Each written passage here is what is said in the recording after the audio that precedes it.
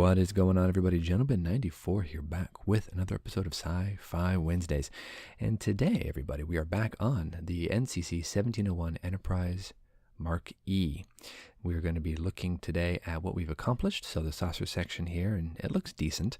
I'm not exactly pleased with it, but it's not horrible. And of course, we did work on the nacelle here. And I got to tell you, this is the biggest letdown so far in the kit. So we've got these blank-off plates that we scratch-built from some styrene, and it's an improvement, only on fit, though, so I don't know what to do with it. Also, today, I wanted to go ahead and continue working on it, and I thought about doing the engineering hull. I know we have to do the other nacelle, but that would require me to go ahead and remove the plastic parts and to recreate the Bassard collectors, and I just don't want to fool with that right now. Kind of tired from the work week, so just figured let's do something a little easier, because this is just, it doesn't fit well. The clear parts don't fit well. The rear section doesn't fit well. Nothing really goes together. So it takes a lot of work to get these things looking right, and I still have a bunch of filling and a bunch of seam work to do, so I don't want to tackle the second one right now. I'd rather do something a little more fun. So we're going to move on today to the engineering hull, and this is going to be the only other major assembly on this kit. Basically, you can break the kit down into just a few major parts. You got the saucer section, the engineering hull, and the nacelles. That's about it. Other than that, you have the supports that go from the engineering hull that hold up the nacelles, but that's it. There's nothing else really on this kit. So in terms of parts and pieces, this is a pretty simple kit. The problem is the kit doesn't fit very well together. That's the major problem. So I'm just going to go ahead and work on the engineering hull here, and hopefully it's going to fit better than it has before. The saucer section did not fit well. There was a lot of little bits and pieces that needed to be really secured, and this, just from the initial inspection, looks like it doesn't have a very good fit either. That's horrible. This is going to then just kind of glue onto this cutout section right like this, and I mean, it does look cool. I mean, I will give you that. It looks neat, looks streamlined, looks aggressive, looks cool. But yeah, this secondary hull's got a lot of fit issues, so I don't know quite what to do with all of that. All right, so I think the first thing we're just going to do is we're just going to start gluing this thing together. We have 3 parts that fit onto this kit. We have the back section, I guess, the back blank-off plate. We have the front kind of deflector dish array, and then we have a area right in the middle that holds the support rod for the whole ship on the display base. So we're just going to take it and start from the shuttle bay and work our way forward to the deflector dish. And I'm just going to use plastic welder and go bit by bit, seal up the sections, kind of drop some of that plastic welder into the seams that need some attention, push them together, get that plastic to kind of ooze out and solidify, keeping those parts together. Move bit by bit, incrementally from the shuttle bay up to the deflector dish. The kit itself just does not fit well. Like, nothing seems to fit perfectly together. And coming from like a Hasegawa kit or something like that, or a Tamiya kit or a Hobby Boss kit, this is a very rough fitting kit. It's almost like, limited run in, injection molded garage kit or something. It just doesn't quite all line up. It's kind of aggravating, to be honest. Okay, so I went ahead and I covered up all the seams with glue, and they're together, though they don't fit exactly perfectly. So I want to go ahead and hit this back section here. This is, I guess, the lower shuttle bay area. It's just the bottom part of the engineering hull, I guess. And it looks like it needs a little bit of work around the nose and around some of the sides.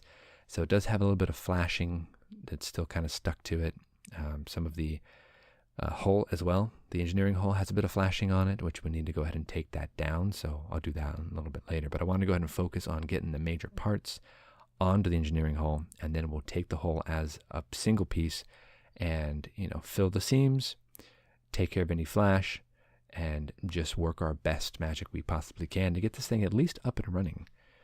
I really like the Enterprise E. It's a cool looking ship, but this kit is somewhat made me a bit disgruntled. It's not enough yet to pitch the kit and just not finish it. I want to finish it. I like the Enterprise E, so I want to get it done, but I really don't want to have to fool around with so many poor fit problems. So the bottom section does have this little array, this little phaser array that we need to go ahead and attach on here. But I'm pretty sure that the deflector dish, that should probably go first. And we're going to remove this section right here. Let's clean this up a little bit. I don't know even what this is. Maybe rear photon torpedo launcher? I mean, I have no idea. But I know it's rough, it's poorly molded, and it goes in the back of the section right here. Okay, well, I mean, it's not horrible. It's not great either. Let's move on to the deflector dish. This also houses I believe, the front torpedo launchers. And if I remember my Star Trek lore, it's a rotary torpedo launcher. So it can launch multiple torpedoes in multiple different angles and different spreads, if I remember correctly. So the torpedo launcher is on the very tip of this. The very rear of this is the deflector dish. And the clear part for the deflector dish is, is it? Here it is right there. So clip this off and this should just fit down from the inside out. There's one locating tab. We'll place that in. It's a very snug fit.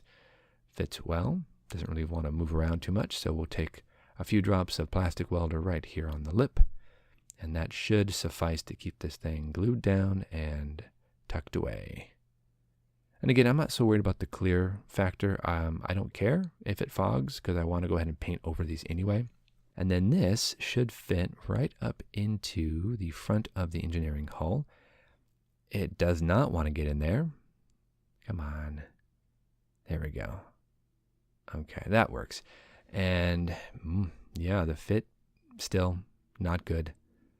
We have to get some glue up front. We really make sure that that is glued down. I think this is going to be a little bit difficult here to get this kit looking really, really good. All right, let's a couple more drops here and there. Really, with plastic welder, guys, go ahead and work small sections and drop some glue, push the pieces together, wait for a little bit, drop some glue, push them together, wait for a little bit, rinse and repeat. Okay, so let's put on one of the last pieces we have here for the engineering hull. This is the support, part for the metal rod that they give you with the kit to go ahead and support it off of the stand. Let me zoom in here and let me show you. Hopefully you can see this on camera, but there are some major sinkholes on this thing. And that's really, really annoying. So my plan is here, I need to fix these. And I don't want to fill them, I just want to remove them. So here's the plan. Okay guys, now I have this sanding block here with some pretty beefy sandpaper. And really, honestly, this is probably the fastest way to do this. Otherwise, I'd have to fill it like super glue. I could use that. I'd have to let that dry though. I don't have any accelerator, so I'd have to just put it there, let it dry for a while, come back later and sand it off. Or I can use some putty. I can use some Mr. Surfacer. I don't want to do that. What I want to do here is just take it down with the sanding block.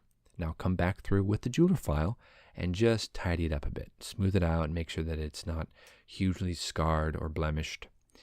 So this is just going to fit at the bottom section here on the hull. You got to make sure you rotate this correctly though. I'm not sure if this is correct. I think I might have to flip it around. Yes. I think it curves like that. Okay. So there we go. So I'm going to push this down inside. It's a pretty tight fit considering it's a pretty poorly fitting engineering hull. Look at this gap on top. It's giant. You could fit a freaking jumbo jet in there. So that's no good. But we're going to take some plastic welder. We're going to drop some in on that part, get that sealed up. And like I said before, I wanted to go ahead and fiddle around with this bottom section. There's this huge mark that runs right down the bottom section of this in the recessed trench. I don't like that. I think that it's annoying. So what I want to do instead is I want to take some styrene and cut that styrene and place it inside. But we'll see how that goes in a bit. Okay, so here is a close-up here of the engineering hull. As you can see, there's a huge sink mark. There's huge seams. Nothing really fits together very well. This section right in here needs some more glue. It just doesn't fit at all. There's a huge seam here in the center. It will be covered, but it does not fit. And you can see it just does not fit. So I'm thinking I should probably patch that. Down here, we're supposed to have this little bit of a trench here, so I don't want to destroy that. But down the bottom side of this section, I mean, there's a huge gap right here where the rear panel meets the shuttle bay. It's just there's so many different parts and pieces that need to be filled on this. Eventually, though, we will be able to attach this to the saucer section, and I'll probably do that next time because I don't really want to get too much into that. This was enough here. It's going to give us a nice chunk of an episode. This is enough to keep us on track, keep us going.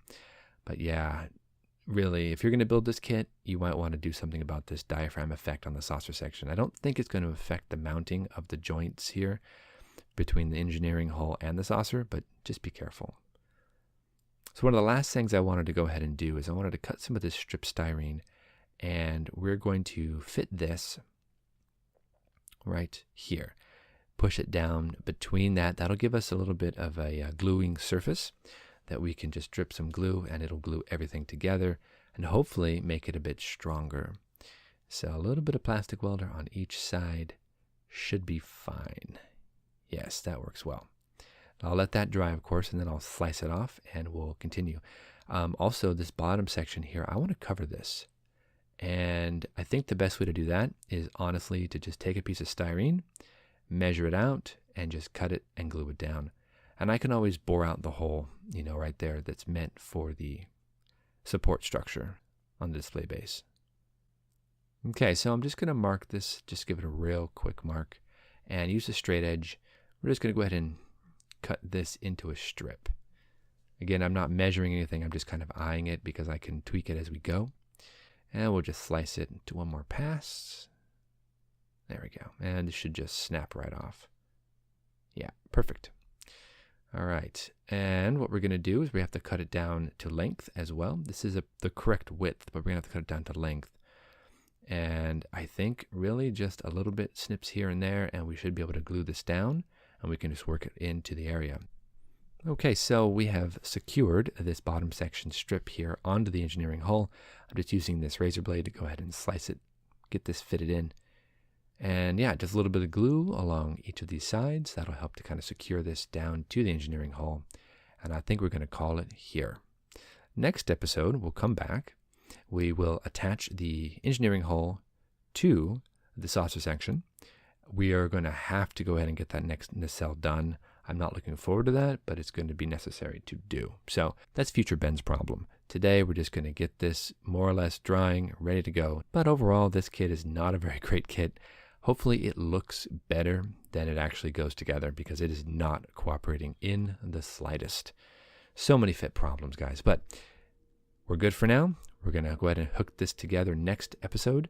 And until then, guys, happy modeling. Hopefully the kits you're building are giving you less hassle than this has given me. And until next time, guys, we'll see you soon. Thanks for watching.